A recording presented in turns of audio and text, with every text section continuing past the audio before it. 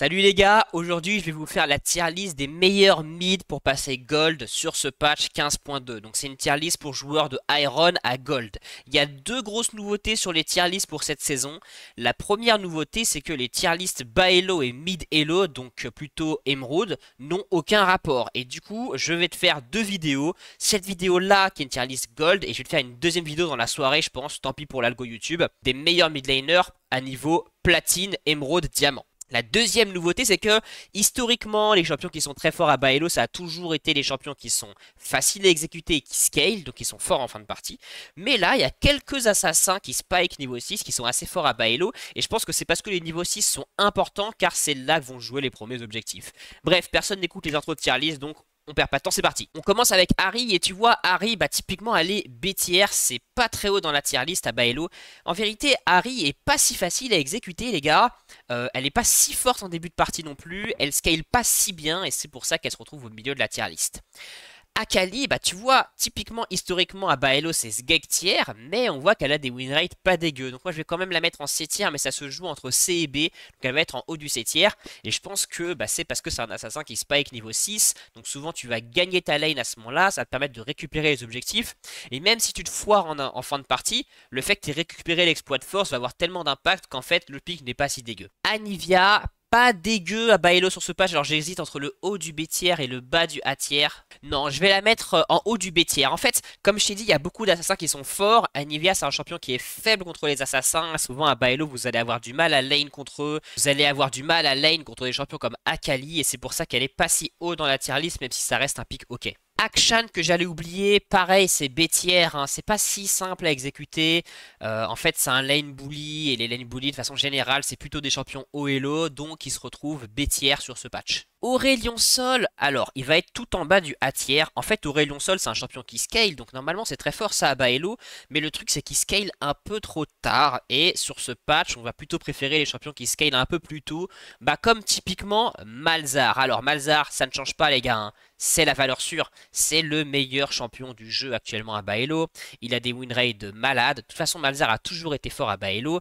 Le seul souci qu'il a, c'est qu'il a besoin de son chapitre perdu pour avoir de l'impact. Donc juste les gars, chillez jusqu'au chapitre perdu. À partir du chapitre perdu, vous avez tout le temps la prio. Vous pushez, vous récupérez tous les objectifs et vous gagnez votre partie. Je t'ai publié là il n'y a pas longtemps un guide Malzahar pour niveau émeraude. Je vais te refaire un guide Malzahar, je pense, la semaine prochaine pour bas elo. Donc si ça t'intéresse, abonne-toi. Alors Aurora, alors finalement Aurora c'est un champion plutôt haut elo, hein. Elle n'est pas si simple à exécuter, elle va être en C tier. En fait, elle a pas un push si dingue, c'est un champion qui est fait pour faire des teamfights avec des bonnes mécaniques. Je pense pas que tu vas récupérer des victoires faciles avec ce champion. Euh, Bref, pas très intéressant à bas elo. Bon, Azir, c'est le Sgeg en personne, je te le déconseille complètement, parce qu'actuellement il a 45% de win rate en silver. C'est toujours le même problème avec ce champion, hein, c'est qu'il y a des Coréens qui le jouent beaucoup trop bien, donc du coup Riot ne va pas le buff à cause de ça, et pour les joueurs bas elo, c'est insortable. Alors Annie les gars, Annie, j'hésite entre B et C, je vais la mettre en B tier. Annie en fait, c'est pas incroyable. En vérité, Annie, tout le monde pense que c'est un champion hyper facile. Moi, je pense que c'est pas un champion hyper facile. Ça demande des bonnes notions de vision, ça demande d'avoir une bonne compréhension des match-up mid-jungle. Son scaling est pas si ouf, et du coup, je pense que ça va, à moins que tu sois au TP Annie, ça peut être difficile d'avoir un bon win rate dessus à bas elo. Brand, pareil, ça va être en B tier, hein, ça a beaucoup baissé depuis la saison précédente. En fait, il a pas tant de push que ça en début de partie, et surtout, on est sur une méta de jungler très agressif. Brand est facile à gank, c'est un champion qui est très vulnérable en début de partie, et tu risques de prendre beaucoup de morts à cause de champions comme Ekarim par exemple en mid, et ça se voit sur ses win rates actuellement à bas elo, il est vers les 48%, bref, c'est plus aussi incroyable qu'avant. Cassio, bah historiquement, Cassio ça n'a jamais été un très bon champion pour le bas elo, parce que elle est trop dure à exécuter, et puis là elle a pris un nerf qui quand même se sent pas mal, donc elle est en B tier parce qu'elle est quand même assez forte, hein, sur cette méta, mais c'est pas si ouf, ça mérite pas S tier. Je vais quand même la mettre un peu haut dans le B tier. Shogat les gars, je pense qu'il va se faire nerf, il est vraiment très fort en ce moment. Donc tu vois, Malzahar c'est un gars qui est juste historiquement S tier à bas elo. Shogat pour moi c'est un peu le OP du patch, c'est une exception. Je pense qu'il y a un problème d'équilibrage qui est que Shogat sécurise trop facilement les objectifs comme il peut juste les bouffer. Sa courbe de scaling est super intéressante pour ce patch car il scale assez tôt, hein, plutôt niveau 6. Bref, c'est idéal. J'hésite même à le mettre numéro 1, hein. Je pense qu'il doit avoir des win rates complètement démentielles. Attends, je vais vérifier. Ouais, je confirme, hein. Ouais, je confirme, les gars. Il a 53% win rate actuellement à Baello. Bon, je sais pas. Je vais quand même laisser Malzar devant parce que Malzar, c'est une valeur sûre. Diana, bah, tu vois, typiquement, je te parlais d'assassin qui spike niveau 6. Enfin, si on peut dire que Diana est un assassin, c'est un peu un snowballer. Mais bref, Diana est super forte sur ce patch. Facile à exécuter. Spike niveau 6. Si t'aimes bien jouer des assassins, des champions qui snowball, des champions qui peuvent faire des quadras, des pentakills, bah, Diana, franchement, sur ce patch, c'est idéal. Echo, c'est pareil, hein, c'est la fameuse exception dont je te parlais. C'est un assassin qui spike niveau 6. Il est assez intéressant sur ce patch.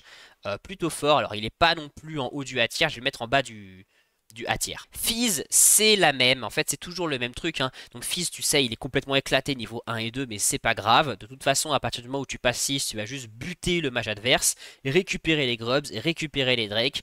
En fin de partie, t'auras du mal à servir à quelque chose, mais c'est pas grave parce que toute ta team aura les exploits de force, aura Atakan. Donc bref, tu vas win tes games. Alors moi, je crains un peu une méta Echo-Fizz et c'est là que Galio pourrait être très fort contre eux. Cependant, à Baello, Galio, c'est quand même pas ouf parce que c'est trop teamplay comme champion. C'est un champion macro en fait, Galio.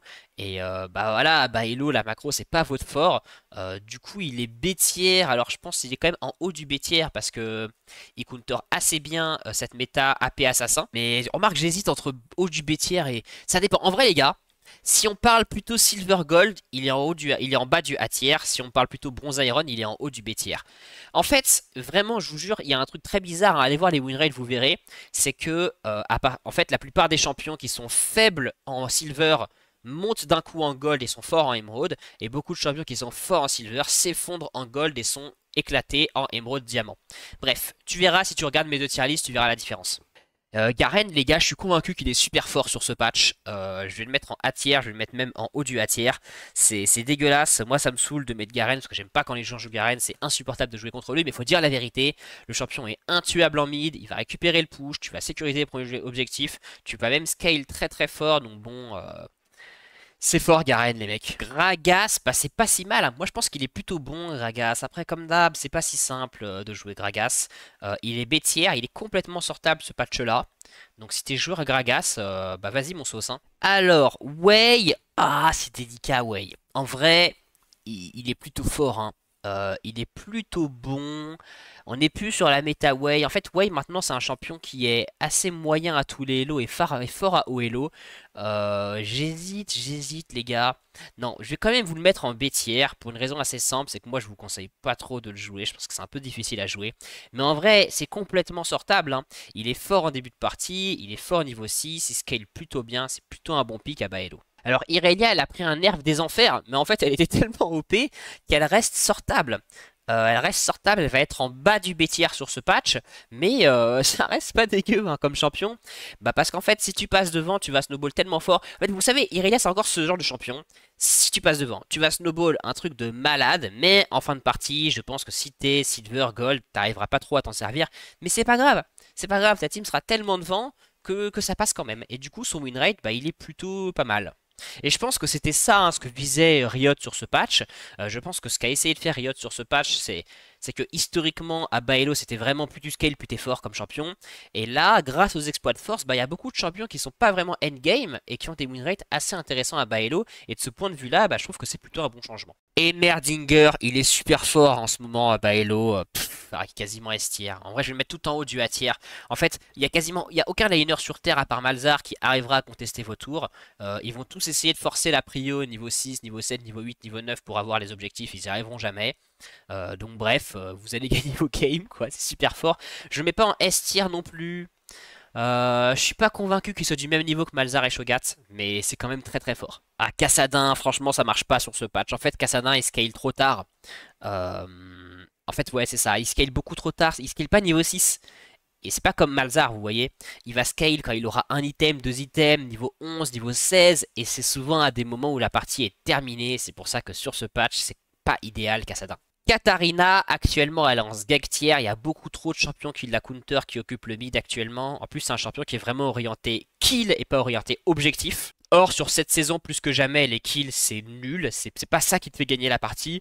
Du coup, elle est tout en bas de la tier list. Elle souffre un peu de la même maladie que Evelyn sur le patch précédent. Du coup, ça m'étonnerait pas qu'ils la buffent, comme ils ont fait à Evelyn, pour la remettre dans le jeu. Parce que cette catégorie-là de champions qui sont des purs killers ne trouvent pas leur place sur la bêta actuelle. Alors, les gars, pour être honnête avec vous, Kayle, j'ai du mal à comprendre. Parce qu'elle scale beaucoup trop tard. Mais pourtant, si vous allez voir les win rates, ils sont lunaires quoi, mais ils sont lunaires, elle a 55% en top, en mid. Enfin, donc en fait, elle est S tier, mais je t'avoue que moi, j'arrive pas trop à comprendre pourquoi. En même temps, j'ai pas vraiment joué contre des Kayle. Moi, j'ai la sensation que c'est un champion qui est juste facile à abuser, mais je sais pas trop quoi penser. Je sais pas trop, faudrait peut-être que je revoie ma copie, mais en tout cas, si vraiment on regarde les faits, les chiffres, Kayle est extrêmement forte actuellement. Kennen, il est super fort. Moi, je pense que c'est un des champions les plus sous-cotés du patch. En fait, les, euh, les pick rates sont assez faibles actuellement. Je pense que c'est juste que les gens n'ont pas encore capté que Kennen était hyper fort. En fait, si vous voulez, il a une très bonne laning phase. À partir de niveau 6, il est monstrueux et il va vous sécuriser toutes les teamfights du milieu de partie. Donc il est vraiment très très fort sur ce patch. Il est S tier à bas elo. Donc n'hésitez pas, quoi. Si vous aimez sortir Kennen, moi je pense que c'est vraiment une valeur sûre sur le patch actuel à bas elo. Le blanc, bah c'est pas si fort. En fait, vous allez gagner pas mal le lane parce que bah voilà, le blanc ça explose beaucoup des mages là qui sont estières, mais ça reste trop difficile à exécuter. Le scaling il est pas si ouf. Le power spike niveau 6 c'est pas aussi incroyable que Echo et Fizz. Du coup, c'est en haut du 7 tiers le blanc. De toute façon, en général, le blanc est un champion trop difficile à jouer, donc ce sera jamais en haut des tier list à Baello.